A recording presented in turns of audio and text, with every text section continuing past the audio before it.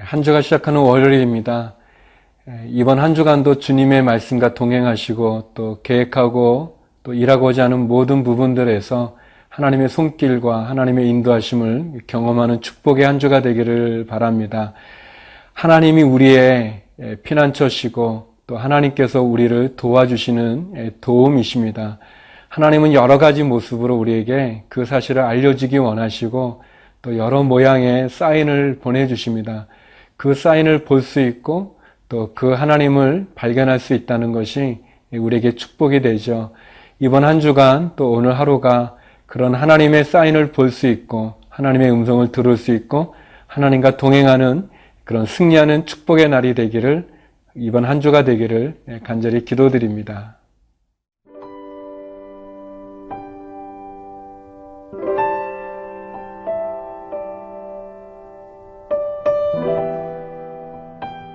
사무엘상 20장 12절에서 23절 말씀입니다. 요나단이 다윗에게 이르되 이스라엘의 하나님 여호와께서 증언하시거니와 내가 내일이나 모레 이맘때에 내 아버지를 살펴서 너 다윗에게 대한 의향이 선하면 내가 사람을 보내어 네게 알리지 않겠느냐. 그러나 만일 내 아버지께서 너를 해치려 하는데도 내가 이 일을 네게 알려주어 너를 보내어 평안히 가게 하지 아니하면 여호와께서 나 요나단에게 벌을 내리시고 또 내리시기를 원하노라.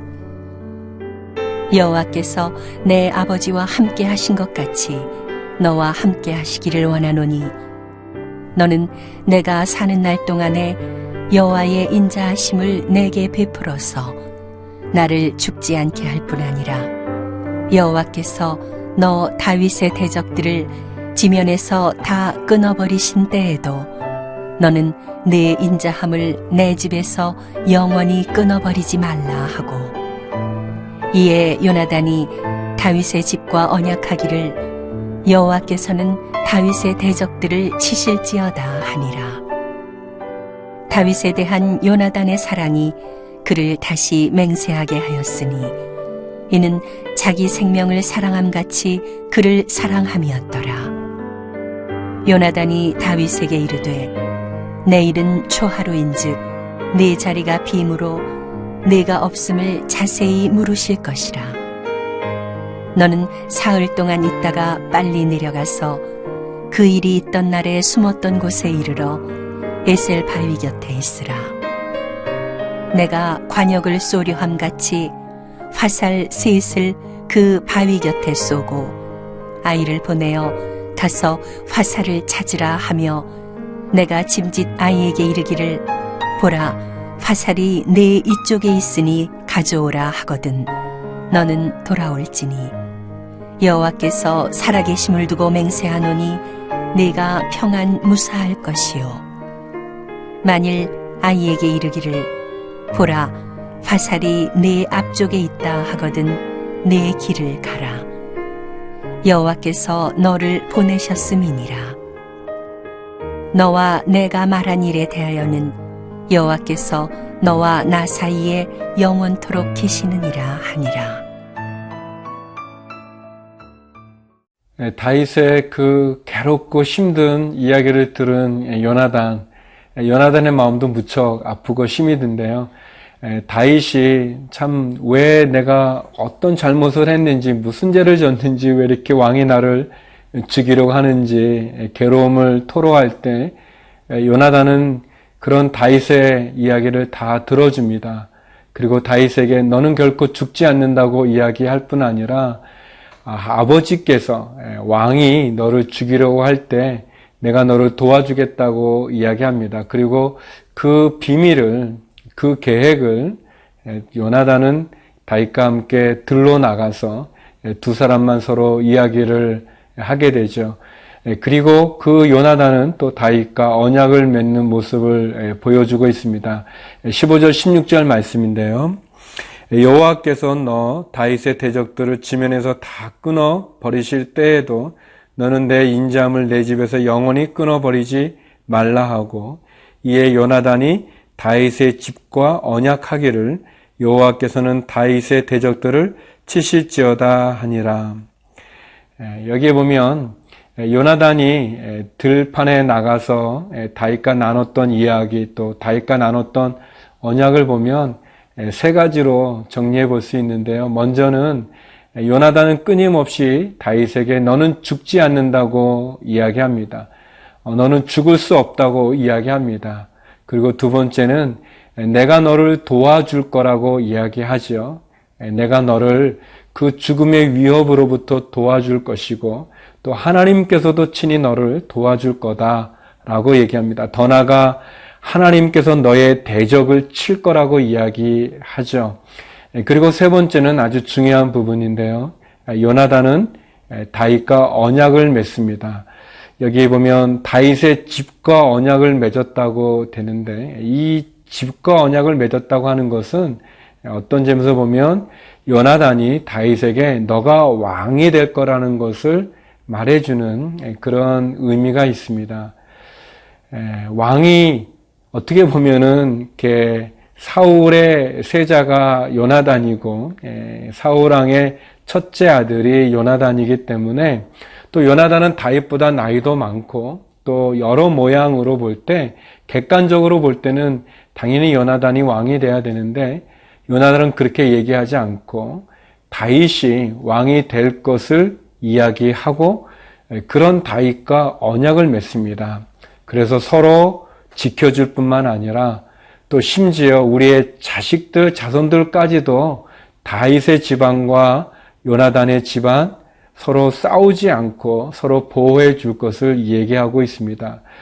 요나단은 어떻게 이렇게 다윗이 죽지 않는다고 말하고 또 다윗을 죽음으로부터, 위협으로부터 도와주겠다고 말하고 또 다윗이 왕이 된다고 얘기할 수 있을까요? 그것은 요나단이 다윗을 사랑했던 것뿐만 아니라 요나단이 하나님을 바라보았기 때문에 그렇습니다. 요나단은 하나님께서 다윗을 왕으로 세우고자 하는 하나님의 뜻을 알 수 있었습니다. 그리고 그 하나님의 뜻에 요나단은 순종할 수 있는 마음이 있었죠.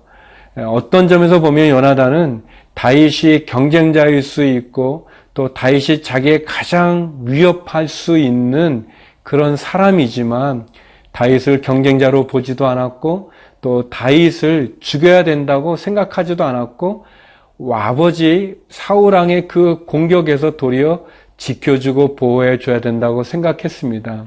왜냐하면 요나단은 하나님의 마음을 알고 하나님의 뜻을 알고 그리고 하나님의 계획에 순종했기 때문에 그렇습니다. 요나단의 이런 모습을 보면 결국 조건 없는 사랑의 모습이 아닙니까? 그리고 다윗을 향한 하나님의 뜻에 순종할 수 있는 자기의 기득권이나 또 자기의 위치에 연연하지 않고 하나님의 뜻에 우선하고 있는 요나단을 볼 수 있는데요. 사랑하는 성도 여러분, 저와 여러분이 요나단을 통해서 나의 기득권을 주장하지 않고 하나님의 뜻에 순종할 수 있기를 바랍니다. 하나님의 계획 앞에 내 이익이나 또 내 생각이나 내 권리를 포기하고 내려놓을 수 있기를 원합니다.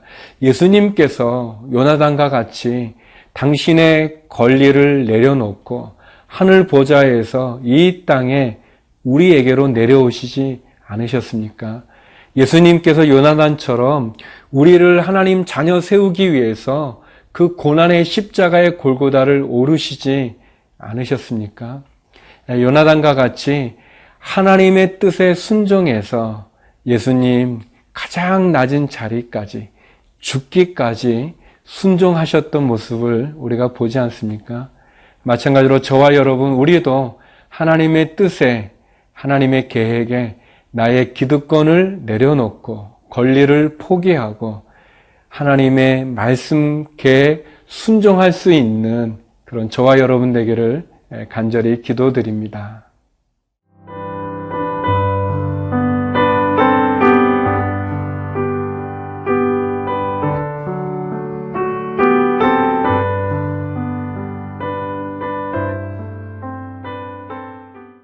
다윗을 위해서 자기의 생명까지도 그리고 자기의 지위나 권리를 또 왕위를 다 내려놓는 요나단의 모습을 보면서 우리가 예수님의 모습을 또 보게 되고 그런 요나단의 모습이 다윗에게 얼마나 큰 위로와 그리고 얼마나 큰 힘이 됐겠습니까? 참 깊은 감동이 있고 은혜죠. 마찬가지로 우리를 향한 예수님의 그런 아름다운 모습을 보면서 우리를 위해서 당신의 생명, 당신의 지위, 당신의 모든 것을 다 내려놓는 예수님을 보면서 우리가 깊은 은혜와 감동을 받게 됩니다. 요나단의 계획은 이 에셀바이라는 곳에 다윗을 놓고 그리고 활을 쏘아서 하나님께서 또 사울 왕이 어떤 계획을 갖고 있는지를 보는 거죠.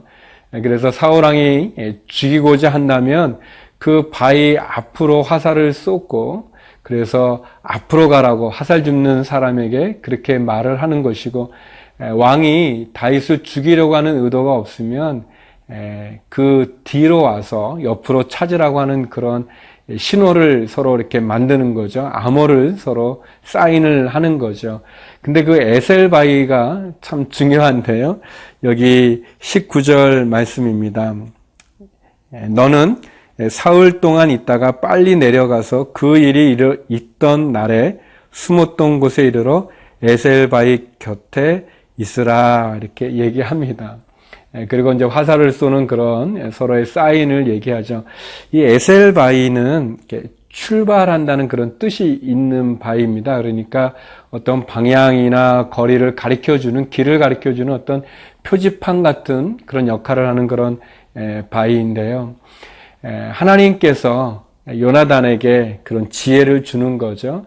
다른 사람은 모르지만 그러나 두 사람은 알 수 있는 그런 사인과 신호를 통해서 다윗을 보호하려고 합니다. 마찬가지로 하나님께서는 저와 여러분을 보호하기 원하십니다. 사울 왕의 그 죽음의 위협과 계획으로부터 보호하기 원하는 것처럼 그런 요나단처럼 하나님께서는 사단의 무수한 공격으로부터 우리를 보호하고자 하시고 또 우리가 어떻게 보면 죄로 말미암아서 멸망과 심판과 저주 가운데로 치닫고 있는데 깨닫지 못하면 이 에셀바위 같은 곳을 우리에게 주시죠. 사인을 주십니다. 신호를 주십니다. 그래서 우리로 하여금 그 사망과 심판 저주의 길에서 돌이켜 생명의 길로 나오기를 원하십니다. 하나님께서 이 요나단과 다윗이 에셀바위라는 곳을 이렇게 표지판 삼아서 증거 삼아서 그런 계획을 갖고 있는 것처럼 우리에게는 예수 그리스도라고 하는 에셀바위가 있죠. 예수님을 통해서 하나님은 우리를 구원할 그런 도움의 도를 세워 놓으셨습니다. 우리가 어떻게 구원을 받아야 되는지, 어떻게 영생을 얻어야 되는지, 어떻게 하나님의 나라에 들어갈 수 있는지 그런 이 방향 지시 돌 에셀바위 같은 그 예수 그리스도를 우리에게 보여주셨습니다. 예수님이 우리의 길이 되시고 또 예수님이 우리의 진리가 되시고 예수님이 우리의 생명이 되시는 거죠. 우리가 예수님을 보면서 구원의 길로 갈 수 있고 예수님을 통해서 우리가 보호받을 수 있는 것을 보게 되어집니다. 하나님이 우리의 에셀바위입니다. 예수 그리스도가 우리의 에셀바위입니다. 하나님이 우리의 등대이고 나침판이고 그리고 어둠 가운데 영생의 길로 인도하는 빛이 되어주시는 분이십니다.